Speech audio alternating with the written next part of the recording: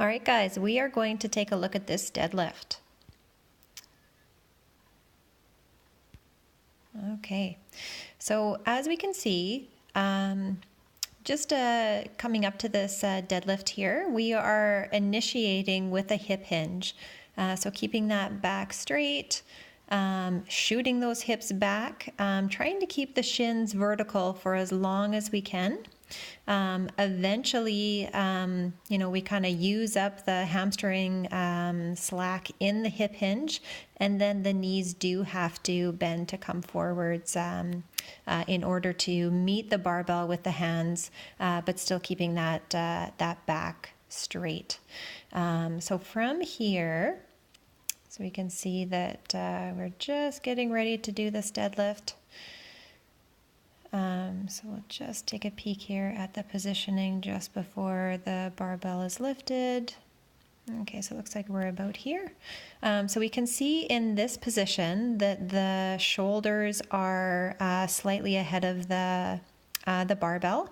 The hips are well above the knees. The back is straight, and you can see that lumbar curve is being maintained.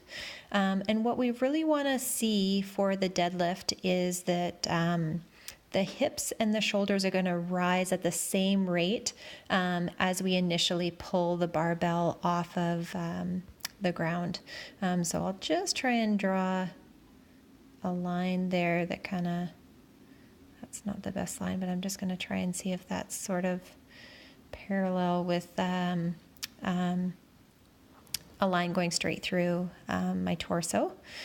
And then we're just going to advance that and see kind of what happens as we initiate that lift. So what we're looking for is that as we, take that breath, kind of brace the core, you can see a little bit,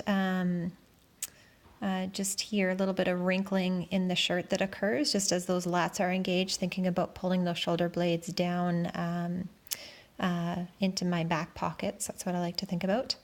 And as we initiate that lift, we're going to see if there's any lumbar flexion with the initial pull. It doesn't quite look like it, so we're just watching that barbell path.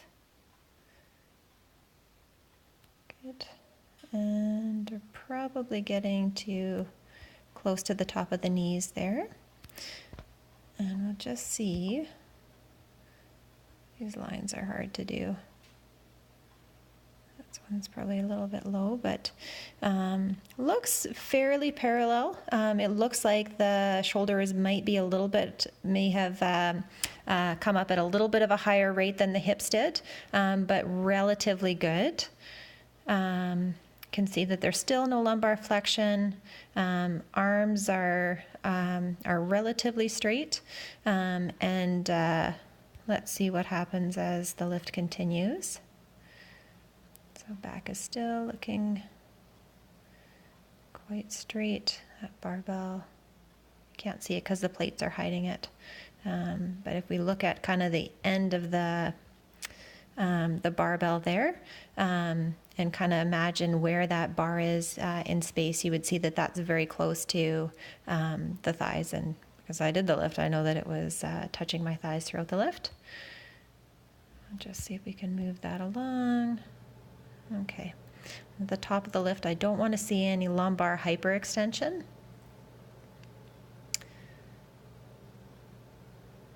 See, kind of coming back down to lower that weight. And it's important to also analyze, I think, the descent as well when we're, lowering that bar back down to the ground. Because a lot of times, when we're lifting it, everything looks great. And then people kind of forget about their form on the way down. So it looks like that's pretty comparable there on the way down to on the way up. Okay.